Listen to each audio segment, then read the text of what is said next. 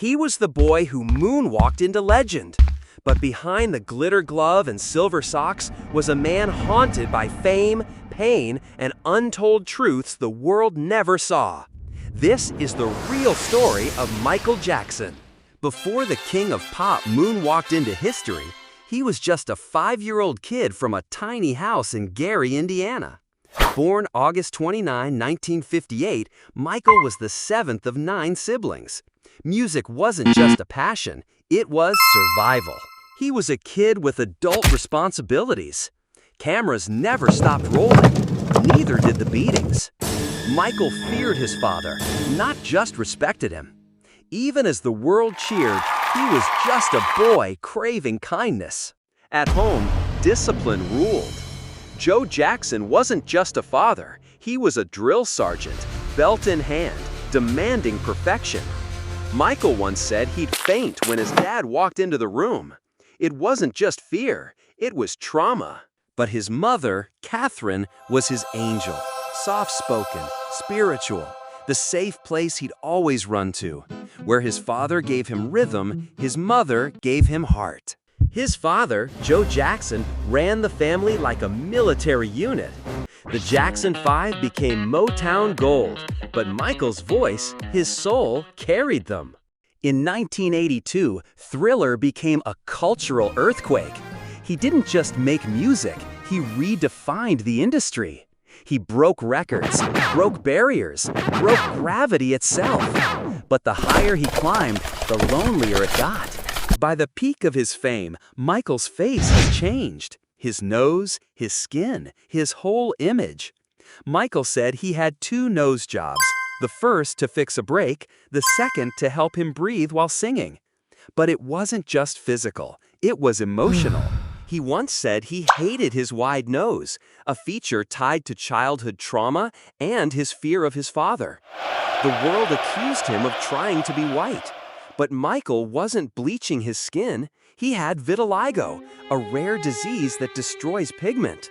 He used makeup to blend uneven tones, and later underwent treatments to even out his appearance. He wasn't ashamed of being black, he was just tired of being called a freak. He wasn't trying to be white, he was trying to survive a body that kept betraying him. Was he happy with how he looked? No, not really.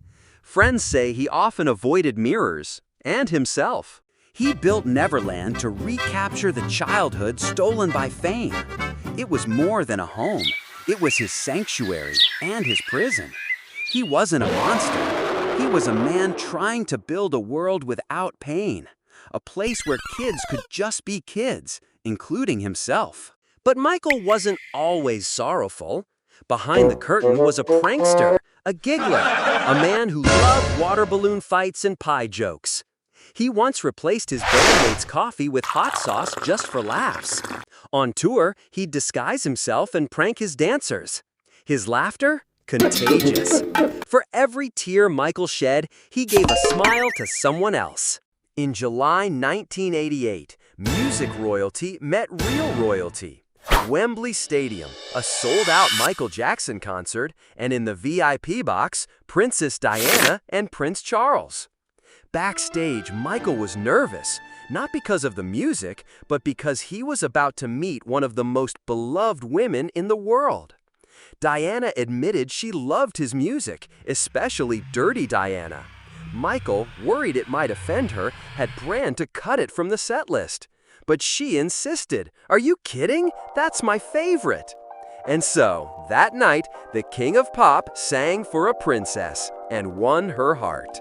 On May 14, 1984, the king of pop stepped onto one of the world's most famous stages, the White House lawn.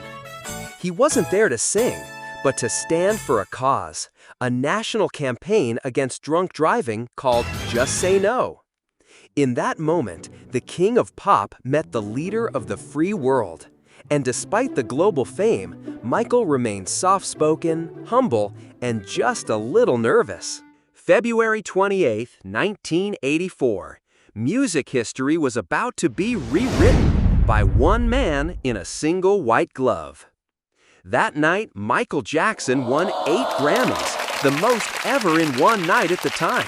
for his album Thriller. It wasn't just trophies, it was a coronation. The world officially crowned him the King of Pop. Even the King of Pop wasn't immune to butterflies in the stomach. In the 1980s, Michael admitted he had a deep crush on actress and model Brooke Shields. The two shared a close friendship, red carpet walks, late-night phone calls, and moments away from the cameras that Michael described as pure joy. Though their romance never fully bloomed, the affection was real, a rare chapter in Michael's life where love felt simple. Accusations, lawsuits, headlines. His silence spoke louder than guilt or innocence. In the end, the courts cleared him, but the world never fully did. He was preparing for a comeback, stronger, sharper, hungrier, but he never made it to the stage. Michael Jackson died from cardiac arrest caused by a hospital-grade anesthetic, not addiction, desperation to sleep. After the whirlwind of fame and the firestorm of scandal, Michael vanished from the spotlight. Not because he gave up, because he needed to heal.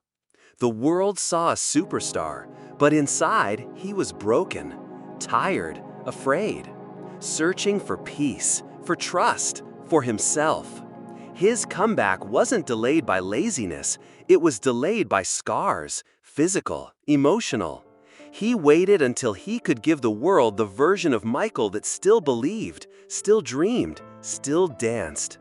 But time ran out, and so did he.